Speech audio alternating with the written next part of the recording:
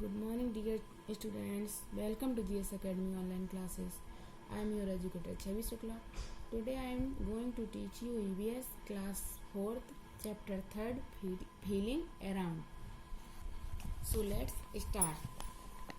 There are 5 senses which help us to know about our surrounding. 5 sense organs होते हैं हमारे 5 sense organs होते हैं कौन से विच हेल्प तो क्या करते हैं which help to know about our surrounding वो हमारी मदद करते हैं जो हमारे चारों तरफ हो रहा है उसको जानने में उनके बारे में जानने में हमारी हेल्प करती हैं। हमारी 5 क्या होती हैं इंद्रियां 5 sense organs. They are sight from eyes, sound from ears, smell from nose, taste from the tongue and touch from the skin. They are sight from the eyes जिनमें से आँखों से देखते हैं, कानों से सुनते हैं, स्मेल फ्रॉम द नोज नाक से स्मेल गंध लेते हैं, टेस्ट फ्रॉम टंग और टंग से क्या करते हैं टेस्ट लेते हैं स्वाद लेते हैं, and touch from the skin और छुअन को त्वचा से महसूस करते हैं। ये सब क्या है eye ears nose tongue and skin. ये क्या है ये हमारे 5 सेंस ऑर्गन्स हैं। हमने पिछली क्लासेस में पढ़ा हुआ है कि हमारे 5 सेंस ऑर्गन्स होते हैं 5 सेंस ऑर्गन्स होते हैं। कौन कौन से होते हैं eye ears nose tongue and skin. वही आपको यहाँ बताया गया है कि चारों तरफ हम क्या महसूस करते हैं और किसके द्वारा महसूस करते हैं। जो हमारे चारों तरफ घटित हो रहा है, जो हमारे चारों तरफ चल रहा है, वो हम कैसे महसूस करते हैं। Now the sense of touch. अब हम छुअन को कैसे महसूस करते हैं। फर्स्टली ये बताना है they also help us to know if a person or thing is good or bad for us. ये जो सेंस ऑर्गन्स होते हैं वो हमें हमारी मदद करते हैं ये जानने में कि यदि कोई व्यक्ति और वस्तु अच्छी और बुरी हमारे लिए है, तो ये सारे जो सेंस ऑर्गन्स होते हैं वो हमें बताते हैं, पहले से ही हमारी हेल्प करते हैं। This help us to behave differently in different situation. This help ये हमें डिफरेंट अलग तरीके का व्यवहार अलग अलग तरीके की सिचुएशन में करने के लिए हमारी सहायता करते हैं। हमें विभिन्न तरह की सिचुएशंस को विभिन्न तरह के व्यवहार करने में हमारी हेल्प करते हैं और उनको समझने में हमारी हेल्प करते हैं सारे हमारे sense organs. Understand the sense of touch. The sense of touch means छुअन।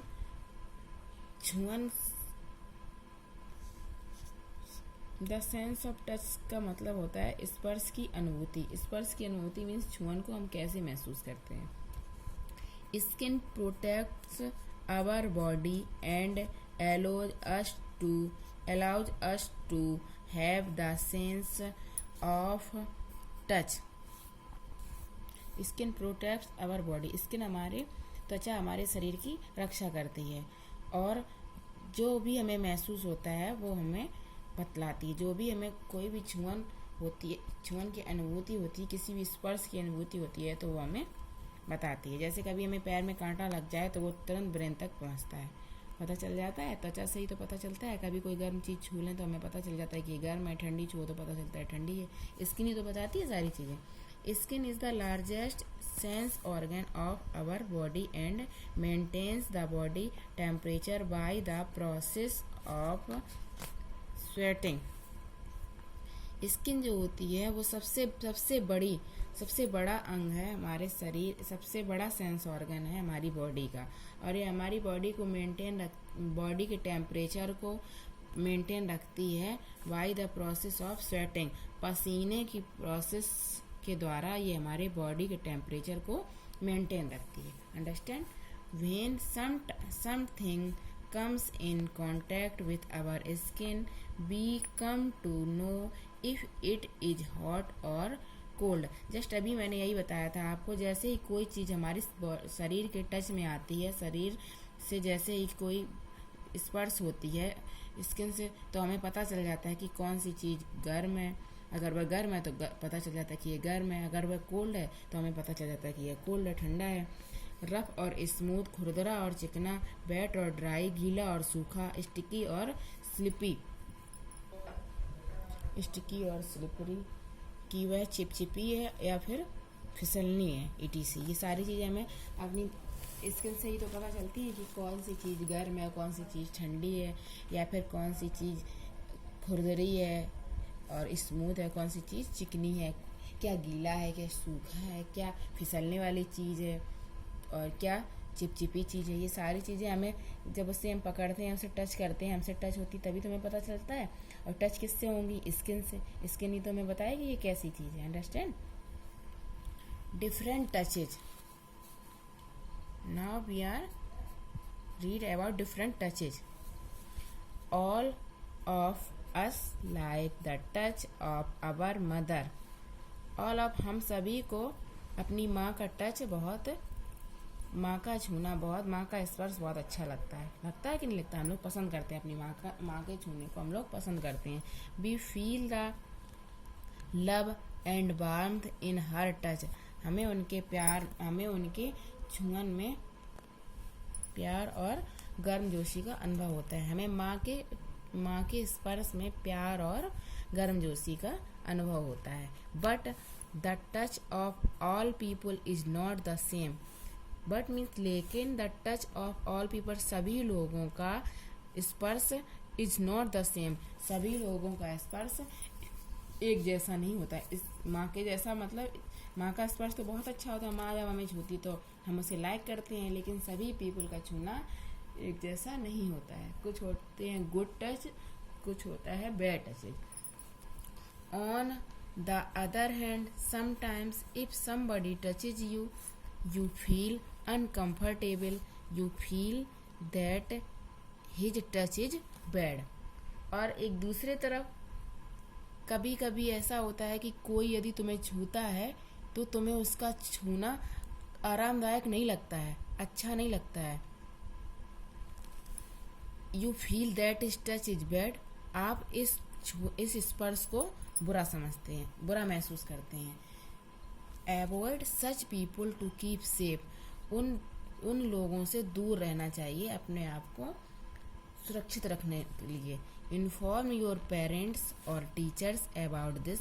अगर तुम्हें कभी किसी के छूने से आपको अच्छा फील नहीं होता है, आप अच्छा महसूस नहीं करते हैं, तो आप इस बारे में अपने पेरेंट्स, माता पिता से अथवा अपने टीचर को इस स्पर्श के बारे में बताएंगे।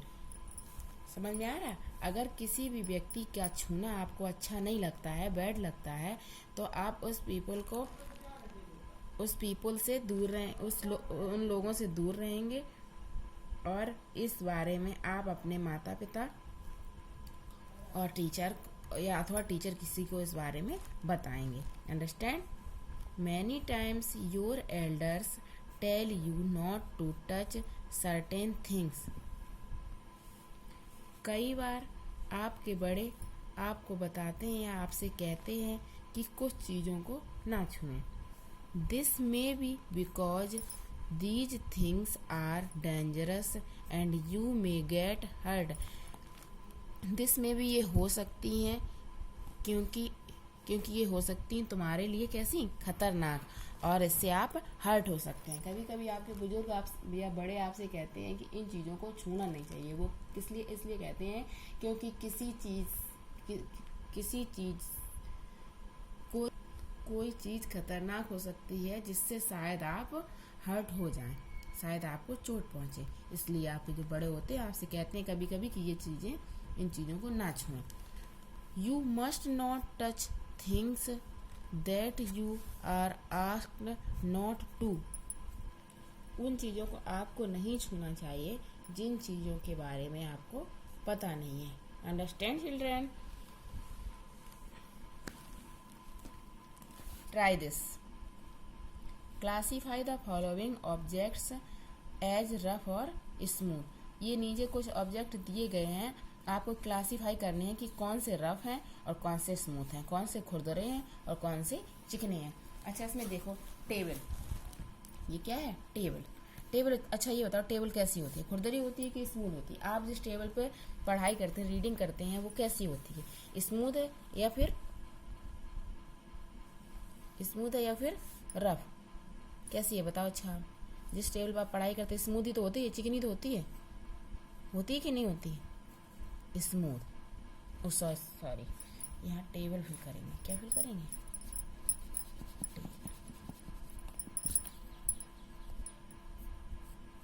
टेबल किस में फिल करेंगे? स्मूथ वाले कॉलम। अंडरस्टैंड? अब चॉक पीस बताओ कैसा होता है?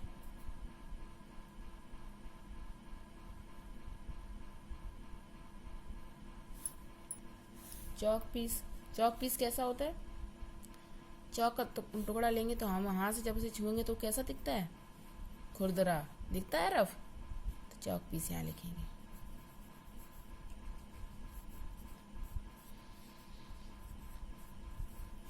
नेक्स्ट बनाना तो होता है स्मूथ, ये तो सबको पता है बनाना स्मूथ होता है। चिकना होता है कि नहीं होता है? बनाना होता है ना, तो बनाना यहाँ फिल करेंगे।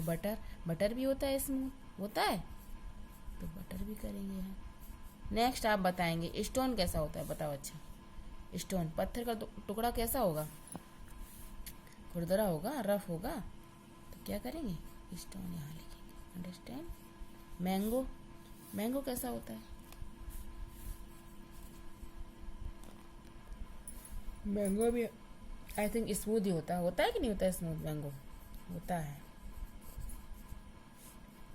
अब कैबेज रफ होता है, देखा है कभी छू के कैबेज को? कैबेज मीन्स होता क्या है ये बताओ? बंद गोभी। क्या होता है? बंद गोभी। ये रफ होता है। टॉवल भी रफ होती है,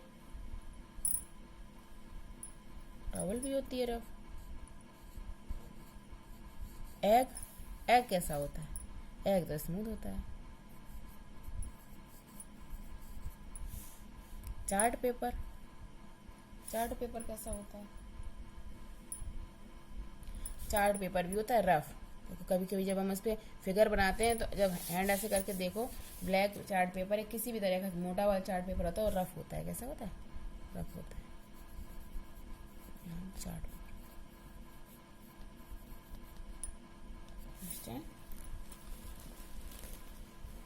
Now we are going to read about our other sense organ, nose.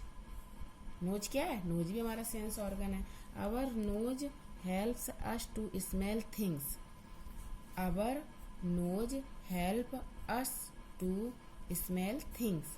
हमारी नाक जो है वो हमें वस्तुओं की गंध लेने में हमारी हेल्प करती है, सहायता करती है। Understand? We can smell a good smell like that of a rose flower and enjoy it. We can a good smell like that of a rose. हम एक गुलाब के फूल की तरह गंध ले सकते हैं और इसका आनंद उठा सकते हैं। Understand? At the same time we can also recognize a bad smell coming from garbage and avoid it। और उसी समय कूड़े के ढेर से अगर बदबू आ रही है तो इससे हम बचेंगे। अंडरस्टैंड? बचते हैं।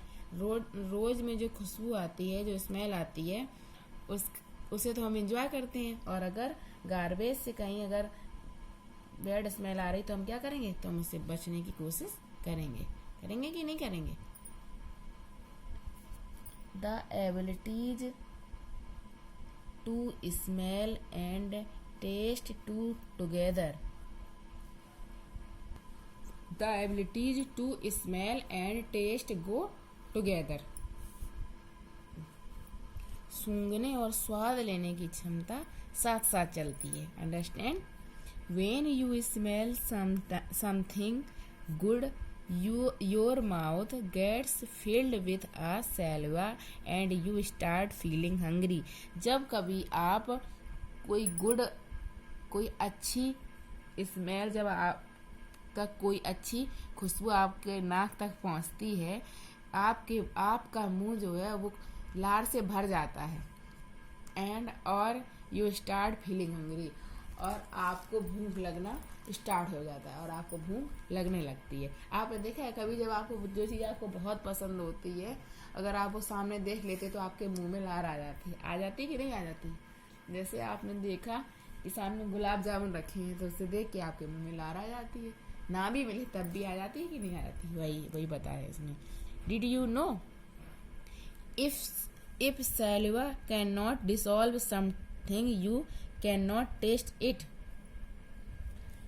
इस बारे में शायद आप नहीं जानते होंगे कि यदि लार किसी चीज को अपने में डिसॉल्व नहीं करेगी, अपनी चीज में नहीं घोलेगी, तो आपको उस चीज का स्वाद नहीं मिल सकता। अंडरस्टैंड? डिफरेंटली एबल्ड पीपल,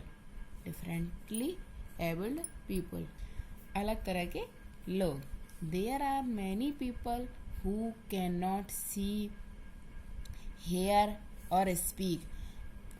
बहुत से लोग ऐसे होते हैं जो देख नहीं सकते, सुन नहीं सकते और बोल नहीं सकते। होते कि नहीं होते हैं? आप लोगों ने भी देखे होंगे कुछ लोग, अंधे, गूंगे, बहरे, ये लोग देखे हैं आपने? होंगे आपके आसपास एक दो जरूर। They are called special people or differently abled people. इन लोगों को विशेष लोग या फिर अलग ढंग के लोग कहते हैं। These people have special needs and they need our love and special care to lead a normal life. उन लोगों की विशेष आवश्यकता होती है और उन लोगों को प्यार की ज़रूरत होती है, स्पेशल देखभाल की ज़रूरत होती है, जिससे वह अपनी ज़िंदगी नॉर्मल तरीके से जी सकें। They not only need our sympathy but also our cooperation and support. वो लोग केवल हमारी सहानुभूति नहीं चाहते, बल्कि हम लोगों का सहयोग और मदद चाहते हैं। People who are blind use their sense of touch to read the Braille script. वे लोग जो अंधे होते हैं उन्हें ब्रेल लिपि के द्वारा उसको फील करा के उन्हें पढ़ाया जाता है। Braille is written on a thick paper. Braille लिपि जो होती है वो एक मोटे कागज पर लिखी जाती है। By making a row of raised dot with a pointing tool, जो एक मोटे पेपर पर उभरे हुए डॉट्स के रूप में, पॉइंट के रूप में बनाई जाती है। People who can not like this. Braille लिपि क्या है? ये है ब्रेल लिपि, ऐसे बनाई जाती है ब्रेल लिपि। ए लिखना है तो फर्स्ट इसकी बड़ी है, बड़ा डॉट है, फिर इसका छोटे डॉट। सारे अल्फ़ाबेट में 6 डॉट रहते हैं। जो ब्लाइंड लोग होते हैं वो इस लिपि के ऊपर अपनी फिंगर्स चला के उसका अनुभव करते हैं कि ये क्या लिखा है। उन्हें बताया जाता है कि ऐसे, और ये ऐसा लिखा है, ऐसे बनाई जाती। पहले तो उन्हें स्पर्श करवा के पहले उन्हें लर्न कराया जाता है, फिर वो उसे रीड करने लगते हैं। Understand? People who cannot hear and regarded as deaf and dumb. People who cannot speak are referred as dumb.